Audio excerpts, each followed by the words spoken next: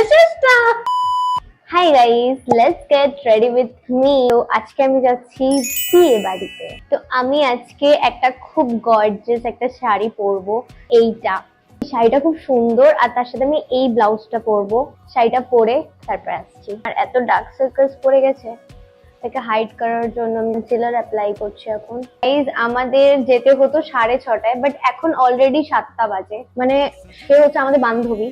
তো বান্ধবীর বিয়েতে এত লেট করে কে যায় জানি না, বাট আমরা যাচ্ছি। বান্ধবীর বিয়েতে সবাই আমাকে দেখবে, এরকম একটা সাজতে হবে। কেউ তো ব্লাশ করায় না, আমি ব্লাশ অ্যাপ্লাই করি, তাহলে আর কি কি করবো গাইস। বেস ডান হয়ে গেছে, তারপরে গিয়ে আমি এখন লেন্স পরছি। আমি ভুলেই গেছি লেন্সের কথা। লোকেরা বলে যে তারা নাকি লেন্স পরতে পারে না, আমার লেন্স পরতে হার্ডলি সেকেন্ড লাগেছে। পরে নিয়েছি।